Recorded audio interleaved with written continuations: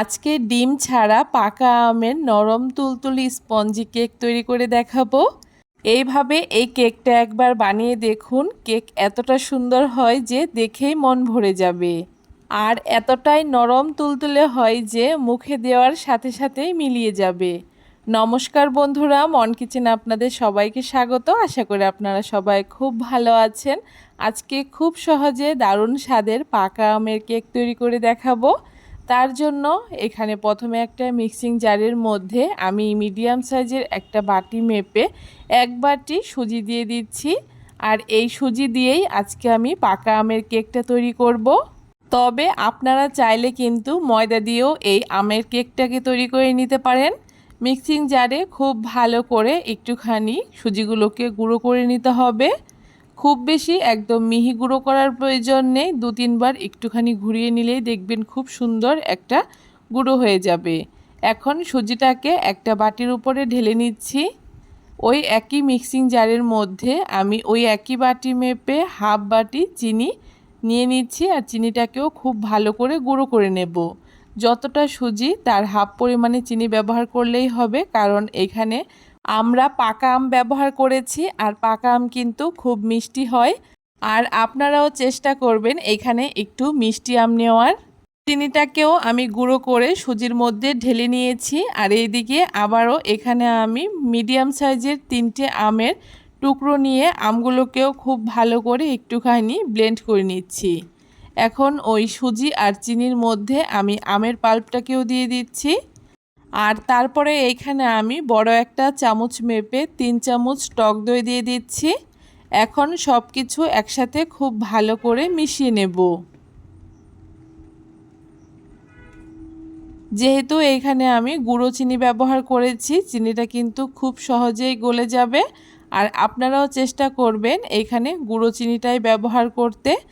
সব কিছু একসাথে মিশিয়ে নেওয়ার পরে ঘনত্বটা ঠিক এইরকমই হবে। এর থেকে বেশি পাতলা করার প্রয়োজন নেই এখনই। যদি প্রয়োজন হয় আমরা পরে কিছুটা দুধ ব্যবহার করব। এখন এখানে আমি 1 প্যাকেট গুঁড়ো দুধ দিয়ে দিচ্ছি। গুঁড়ো দুধটা দিলে কিন্তু কেকের টেস্টটা ভীষণ ভালো হয়। আপনারাও চেষ্টা করবেন এখানে গুঁড়ো দুধটা ব্যবহার করার। গুঁড়ো দুধটাকে দিয়ে আবারও খুব ভালো করে সমস্ত কিছু একসাথে মিশিয়ে নিয়েছি। আর ব্যাটারটা কিন্তু আমার তৈরি হয়ে গেছে। এখন এইভাবে করে ঢাকা দিয়ে রেখে দেব আমি আধা ঘন্টার জন্য। এতে সুজিটা কিন্তু খুব সুন্দর নরম হয়ে যাবে। দেখুন আধা ঘন্টা পরে আমি ঢাকনাটাকে খুলে নিয়েছি, আর সুজির এই ব্যাটারটা কিন্তু বেশ অনেকটাই গাঢ় হয়ে গেছে, কারণ সুজিটা ফুলে গেছে আর অনেকটাই জল টেনে নিয়েছে।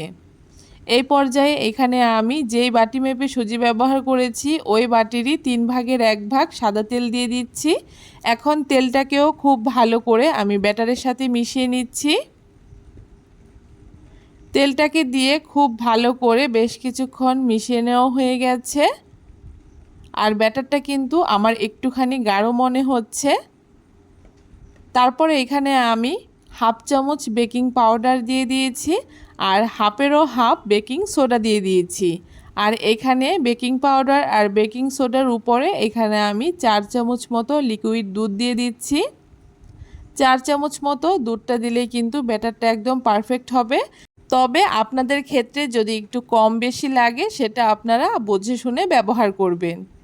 দেখুন আবারও খুব ভালো করে একটা হ্যান্ড উইক্সের সাহায্যে খুব ভালো করে মিশিয়ে নিচ্ছি, যাতে কোনো রকম দলাভাব না থাকে, সমস্ত কিছু একসাথে মিশে যায়। বেশ কিছুক্ষণ মিশিয়ে নেওয়ার পরে ব্যাটারের ঘনত্বটা ঠিক এইরকম হয়েছে, আর ব্যাটারটা কিন্তু কেক তৈরি করার জন্য আমার একদম রেডি হয়ে গেছে। এখন কেকটাকে বসানোর জন্য এখানে একটা কেক মোল্ড নিয়ে নিয়েছি, আর তারপরে কেক মোল্ডের চারপাশে এবং তলায় এখানে আমি ছোট ছোট করে কাগজের টুকরো করে রেখেছি, সেগুলোকে দিয়ে দিচ্ছি। এতে কিন্তু কেকটা খুব সুন্দর উঠে আসবে, হওয়ার পরে কোনো রকম তলায় লেগে যাবে না। এখন এই কেক মোল্ডের মধ্যে আমি ব্যাটারটাকে দিয়ে দিচ্ছি। ব্যাটারটাকে খুব ভালো করে দিয়ে দেওয়ার পরে আমি মোল্ডটাকে একটুখানি ঝাঁকিয়ে নিচ্ছি, যাতে ভেতরে কোনো রকম বাবলস থাকলে সেটা বেরিয়ে আসে। আর তারপরে এখানে আমি কয়েকটা কাজু আর পেস্তা বাদাম কুচি করে রেখেছি, সেই কাজু আর পেস্তা বাদামের কুচিটাকে উপর থেকে দিয়ে দিচ্ছি। এতে কিন্তু কেকটা দেখতে ভীষণ ভালো লাগবে আর খেতেও ভালো লাগবে। আপনারা আপনাদের পছন্দ মতো যে কোনো ড্রাই ফ্রুটস এখানে ব্যবহার করতে পারেন। এখন কেকটাকে বেক করার জন্য এখানে একটা ননস্টিকের কড়াই বসিয়ে দিয়েছি আর তার মাঝখানে এখানে একটি স্ট্যান্ড বসিয়ে দিলাম। এখন কেকের বাটিটাকে এভাবে করে মাঝখানে বসিয়ে দিয়ে ঢাকনাটাকে আটকে দিচ্ছি। ঢাকনাটাকে দিয়ে ঢাকনার মাঝখানে যে ছিদ্র আছে সেটাকে একটা কাগজের টুকরোর সাহায্যে আমি আটকে দিচ্ছি, যাতে ভেতরের কোনো হাওয়া বাইরে না বেরিয়ে আসতে পারে। এইভাবে করে 30 থেকে 40 মিনিট মতো মিডিয়াম আঁচে কেকটাকে বেক করে নিলেই কিন্তু আমাদের কেকটা একদম রেডি হয়ে যাবে।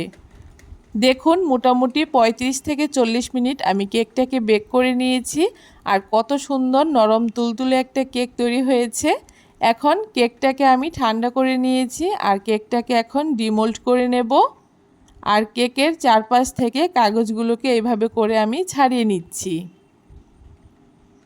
আপনারাও কিন্তু এখন খুব সহজে পাকা আম দিয়ে দারুণ স্বাদের এই আম কেক তৈরি করে নিতে পারেন। কেকটা দেখতে যেমন সুন্দর হয়েছে, খেতেও কিন্তু ভীষণ ভালো হয়। আর কেকটা কতটা স্পঞ্জি হয়েছে আমি আপনাদেরকে দেখিয়ে দিচ্ছি।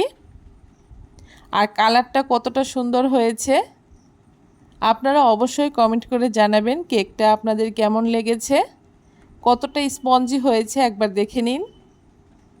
কেকটাকে এখন আমি আমার পছন্দ মতো কেটে নিচ্ছি। আপনারা আপনাদের পছন্দ মতো করে কেকটাকে কেটে নিতে পারেন। আমি এইরকমভাবে চৌকো চৌকো করে কেকটাকে কেটে নিচ্ছি। আর কেকটা কতটা নরম হয়েছে আপনারা দেখে নিশ্চয়ই বুঝতে পারছেন। কেমন লাগলো আজকে খুব সহজ পদ্ধতিতে দারুণ সুন্দর পাকা আমের এই কেকের রেসিপি অবশ্যই কমেন্ট করে জানাবেন। ভিডিওটা ভালো লাগলে সবার সাথে শেয়ার করে আমার চ্যানেলটাকে সাবস্ক্রাইব করে দেবেন।